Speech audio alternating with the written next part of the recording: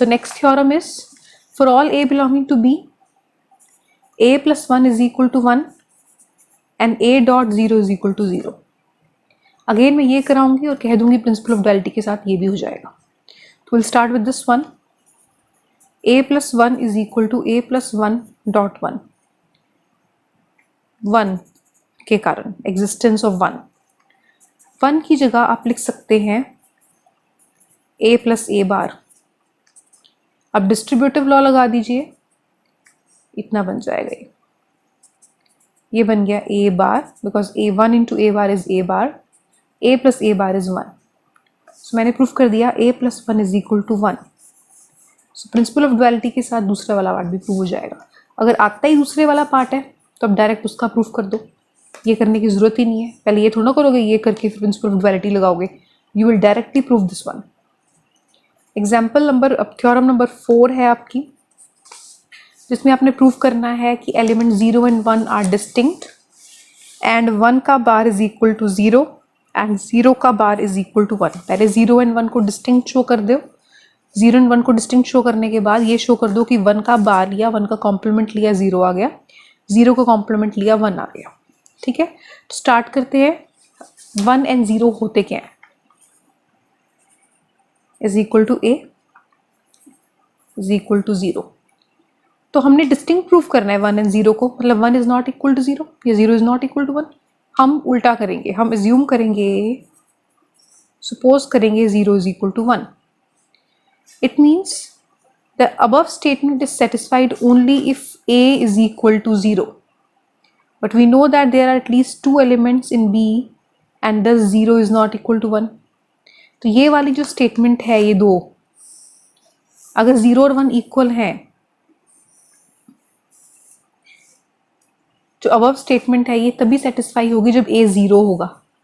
क्योंकि अगर a 0 नहीं है, if a is not 0, then ये कैसे सेटिस्फाई हो जाएगी? अगर 0 के अलावा कोई और एलिमेंट है तो ये स्टेटमेंट सेटिस्फाई नहीं होगी. Means the above statement is only satisfied if a is equal to 0. But we know that there are at least 2 different elements. हमें पता है कि बूलियन अलजेब्रा में 2 डिफरेंट एलिमेंट्स होते हैं. तो अगर 0 इसमें है तो 0 के अलावा भी एक एलिमेंट होना चाहिए, राइट? तो it means 0 is not equal to 1. I hope it is clear. Now we have to show कि 1 का कॉम्प्लीमेंट इज 0 एंड 0 का कॉम्प्लीमेंट इज 1. तो स्टार्ट करेंगे 0 के कॉम्प्लीमेंट से. 0 के कॉम्प्लीमेंट में 0 ऐड कर दो, कोई फर्क नहीं पड़ेगा. और आपको पता है a bar plus a is equal to 1, मतलब 0 बार इज इक्वल टू 1. अब 1 का बार लेते हैं. 1 का बार को लिख सकते हैं 1 का बार डॉट 1. आपको पता है कोई भी एलिमेंट को 1 से मल्टीप्लाई करो वही सेम एलिमेंट रहता है. अब a bar into a is 0. तो 1 का बार लेने पे 0 आ गया, 0 का बार लेने पे 1 आ गया.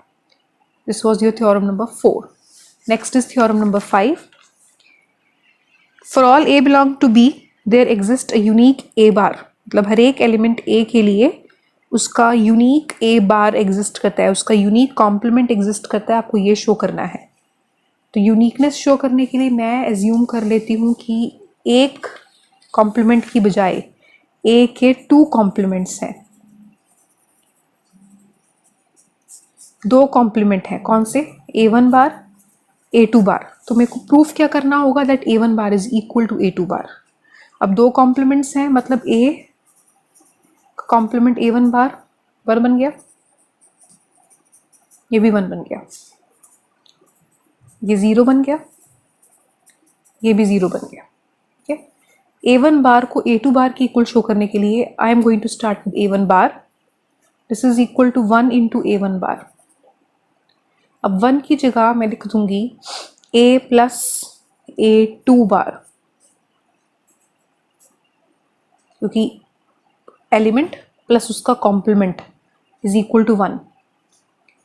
ये बन गया a1 बार प्लस a2 बार a1 बार. ये कैसे आया? This is by distributive law का सेकेंड पार्ट. ठीक है. a1 bar is 0.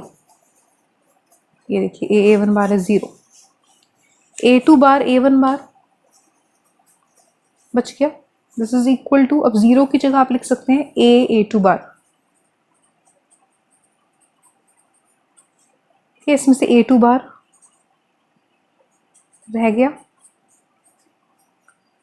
ऐसे, ये चीज़ 1 बन गई क्योंकि एलिमेंट प्लस उसका कॉम्प्लीमेंट इज 1, ये A2 बार आ गया। A1 बार से शुरू किया, आंसर A2 बार आ गया। It means A1 bar and A2 bar both are equal. It means अगर कोई एलिमेंट A है, उसका अगर आपने ये कॉम्प्लीमेंट लिया हुआ है, वो डिफरेंट नहीं होंगे, वो इक्वल नहीं होंगे, मतलब यूनिक होगा। ठीक है, बुक में से देख लेना, इन्होंने पूरा मेंशन किया हुआ है कि कौन से एग्जाम के साथ आया हुआ है ये। ठीक है, मैंने बोला नहीं है, बट इतना आपको पता ही कि ये चीज़ जो आ रही है ये 1 की एग्जिस्टेंस के कारण आ रही है। 1 को ये पुट कर रहे हैं हम क्योंकि कॉम्प्लीमेंट है ये, फिर उसके बाद डिस्ट्रीब्यूटिव लॉ लग रहा है, फिर उसके बाद कॉम्प्लीमेंट की बात आ रही है, फिर यहाँ से पुट कर रहे हैं, फिर डिस्ट्रीब्यूटिव लॉ लगा रहे हैं। तो ये सब चीज़ें वैसे तो समझ में आ गई होंगी, बट आपको साथ में जब क्वेश्चन करोगे आप पेपर में मेंशन करोगे, और पेपर में ऐसे 4B 6A 6B 5B नहीं लिखोगे, आप प्रॉपर लॉ लिखोगे यहाँ पर साइड में रीजन में कि कौन से लॉ के साथ आ रहा है। तो हर एक लॉ को अच्छे से याद कर लो। उसके बाद है आपकी theorem number 6 which is your absorption loss. तो एब्जॉर्प्शन लॉ देखते हैं क्या कहते हैं। इसके लिए 2 एलिमेंट होते हैं बी के, let a b belong to B, then it states that a plus a dot b is equal to a dot a plus b is equal to a।